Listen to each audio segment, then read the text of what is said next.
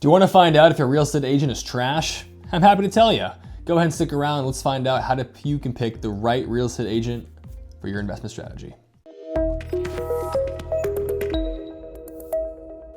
Hey guys, welcome to the Bright Investor channel. My name is Howto, CEO and co-founder of Bright Investor and co-manager and owner of over 600 residential commercial multifamily units. My goal today is to help you pick the best real estate agent, learn how to vet them, what questions you should ask, and give you the good, the bad, the God's honest truth. Today's topic is all about interviewing real estate agents. There are millions of these people, and so many of them left the market in about 2022, 2024, that knowing who you can trust with one of the biggest transactions of your either personal life or your investing career can be very difficult. So we're gonna cover how to find good agents, how to avoid the bad ones, and I'll give you the Don's honest truth about how you can tell the two apart. First off, a good real estate agent invests in real estate. Bar none. If your investor agent has not purchased investment property, honestly move on. Good real estate investors know how difficult it can be to manage a property effectively, from cash flow to repairs to leasing. A good investor agent can point to a portfolio ideally they own that says, here's all the properties that I've purchased, or here's the ones that I manage for people. I understand your goals. Because you're not buying because you like the street that it's on. You're not buying because it has a really, really cute, lawn. You're buying because it makes money. So you should be able to talk to them about things like ROI, cash on cash, DSCR. You should be able to talk to them about things like reserve amounts and underwriting a deal appropriately. I don't want to see the words, quaint, TLC, nestled, well, it's beautiful, it's cute. I don't want to see any of that.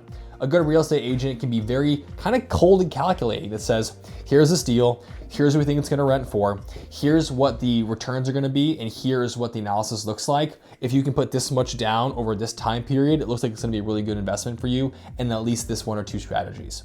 That's the one that you want to work with. And if they push you to an investment that doesn't make money, it's going to need a lot of repairs, ultimately remember, they get paid when you close. Their job is to give you a deal, not a cash flowing deal. So you have to advocate for yourself, even with your agents, to make sure you're on the same page, which leads me to the bad. The bad thing about real estate agents is that they only get paid at closing. They are incentivized to make you buy a property. Even if you hire a buyer's agent, they still only get paid at closing. You can mitigate that by paying them out of pocket as you go, but that can be expensive. So if you're gonna pay them at closing, you need to be able to ask a couple key questions. One, is the person whose property we're looking to buy offering BAC, buyer's agent compensation, buyer's agent commission? Basically, that tells you if the seller is willing to pay your buyer's agent, which was how it really went before the NAR lawsuit, and now, it's still that way now, but essentially making sure that you're not gonna come out of pocket and have to pay them. Two, making sure that your agent, is able to pre-analyze deals on your buy box before they send you one, right? You want them to say, hey, I found these 3 deals that do work for you based on what we've discussed. I'm only gonna send you those opportunities. And in addition, number 3, you need to be able to speak with them and they should be advocating for you on all the CapEx you might not know about. So you want them to come to you talking about things like the roof age, the type of electric used, the type of plumbing material used, right? How old are the HVACs or furnaces, or if there's a boiler present, right? How's the foundation looking? Is the drainage okay? You want their conversation focused around what are all the multi-$1,000 repairs that might hit you in the first year or two that we need to watch out for. And if they're telling you to ignore those things, don't work with them. Make sure they're giving you a proper assessment of the risk, because ultimately you are the one holding the bag after you close. They're off to the bank with your check. And now for the Don's honest truth. Go to places like Zillow, Realtor.com, Trulia, Redfin, so on, and look at how many transactions an agent's done in the last 12 months. Look at how many transactions they've done of properties that you want to buy for things like multifamily or single family or commercial, and make sure they actually have expertise in the property type that you want to go after.